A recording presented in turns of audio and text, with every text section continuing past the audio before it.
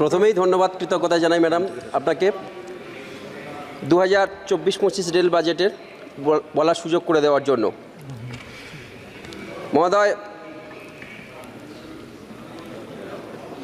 আমি মনে করি যেদিন থেকে এই পবিত্র সদনে পৃথকভাবে রেল বাজেট পেশ করা বন্ধ হয়েছে সেদিন থেকে রেলের গরিমা, রেলের প্রতি বঞ্চনার দিন সেদিন থেকে শুরু হয়েছে।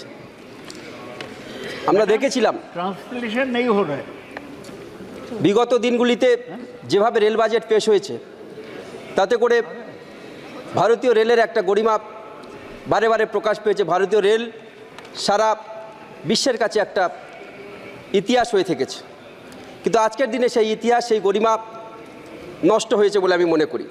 যাই হোক মহোদয়, গত 23শে জুলাই মাননীয় অর্থমন্ত্রী সম্মানীয়া শ্রীমতী নির্মলা সীতারামন মহোদয়া যে বাজেট পেশ করেছেন সেই বাজেটে আমরা দেখলাম পশ্চিমবঙ্গের প্রতি যেভাবে বঞ্চনা প্রকাশ করা হয়েছে। আমরা জানি যে বারে বারে পশ্চিমবাংলার প্রতি এই সরকার বঞ্চনা করেছে, কিন্তু এবারের বাজেটে দেখলাম একেবারে পশ্চিমবঙ্গকে কোনো রকমভাবে যে প্রকল্পগুলি ছিল সেগুলো উন্নতিকরণ বা নতুন কোনো প্রকল্প, নতুন কোনো ট্রেন বা নতুন কোনো লাইনের কোনো রকম কথা বলা হয়নি এবং পশ্চিমবঙ্গকে আরও অন্ধকারের দিকে ঠেলে দেওয়ার চেষ্টা হয়েছে। আমরা তীব্র এই বাজেটকে বিরোধিতা করছি মহোদয়।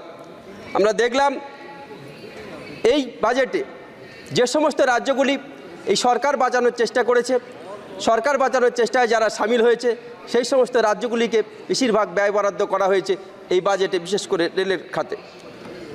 রেল বাজেটের জন্য 2,62,200 কোটি টাকা বরাদ্দ হলেও শুধুমাত্র অন্ধ্রপ্রদেশ রাজ্যকে প্রায় 9,151 কোটি টাকা বরাদ্দ করা হয়েছে। তাতে আমাদের কিছু বলার নেই। নিশ্চিতভাবে প্রত্যেকটি রাজ্য, প্রত্যেকটি প্রদেশ আশা করে যে তারা প্রত্যেকটা ব্যয় বরাদ্দ পাবে। আমরাও বাংলার সাধারণ মানুষের জন্য, বাংলার মানুষ সেই আশা করেন, কিন্তু আমরা দেখলাম বাংলার জন্য কোনো রকমভাবে কোনো দিশা বা কোনো ভিসা এই বাজেটে দেখাতে পারেনি। আমাদের তৎকালীন মুখ্যমন্ত্রী শ্রীমতী মমতা বন্দ্যোপাধ্যায় যখন রেলমন্ত্রী ছিলেন তিনি পশ্চিমবাংলা সহ ভারতবর্ষের অন্যান্য প্রদেশ এবং ভারতবর্ষের প্রত্যেকটি কোণাতে রেল পরিষেবা পৌঁছে দেওয়ার জন্য চেষ্টা করেছেন। সাধারণ মানুষের দুঃখ কষ্টের কথা তিনি ভেবে প্রত্যন্ত এরিয়াতে রেল লাইনকে নিয়ে গেছে এবং সাধারণ মানুষ রেল পরিষেবা থেকে কখনো বঞ্চিত হয়নি। আর আজকে আমরা দেখলাম শুধুমাত্র কয়েকটি দিকে রেলকে বিস্তৃত করার চেষ্টা হয়েছে, বিভিন্ন প্রদেশকে বঞ্চনা করা হয়েছে। মহোদয়, তৎকালীন সময়ে মাননীয় মুখ্যমন্ত্রী মমতা বন্দ্যোপাধ্যায় বহু নতুন প্রকল্প ঘোষণা করেছিলেন, বহু নতুন ট্রেন ঘোষণা করেছিলেন, সাধারণ মানুষের জন্য ইজ্জত টিকিটের মতো একটি টিকিট ঘোষণা করেছিলেন, যেটার মধ্যে সাধারণ মানুষ বহু উপকার পেয়েছিল। আজকের আমরা এই বাজেটের মধ্য দিয়ে কোনো নতুন ট্রেন বা কোনো নতুন প্রকল্পের কথা আমরা শুনিনি, গুটি কয়েক ছাড়া। বর্তমানে আমরা দেখলাম রেলের সুরক্ষার বিষয়ে কোথাও কোনো সেভাবে বলা হয়নি।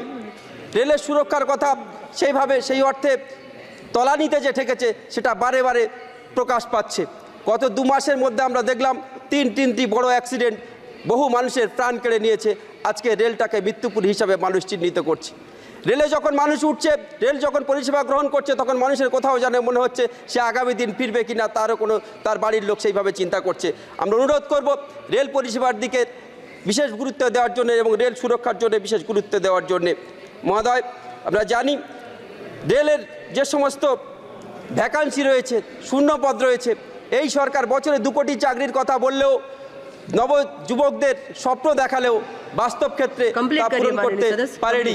আমরা দেখলাম যে বহু শূন্যপদ পড়ে থাকার পরেও সে শূন্যপদ পূরণ হয়নি। ম্যাম, 1 মিনিট একথা বলতে চাই ম্যাডাম, গত আর্থিক বছরগুলিতে তৎকালীন সময় মাননীয় মুখ্যমন্ত্রী মমতা বন্দ্যোপাধ্যায় যখন রেলমন্ত্রী ছিলেন, পবিত্র সদনে দাঁড়িয়ে তিনি যে রেল বাজেট পাশ করেছিলেন, সেই রেল বাজেটের মধ্য দিয়ে বেশ কতগুলি নতুন প্রকল্প, বিশেষ করে আমার নির্বাচনী এলাকা মথুরাপুরের মধ্যে অনেকগুলি নতুন প্রকল্প ছিল।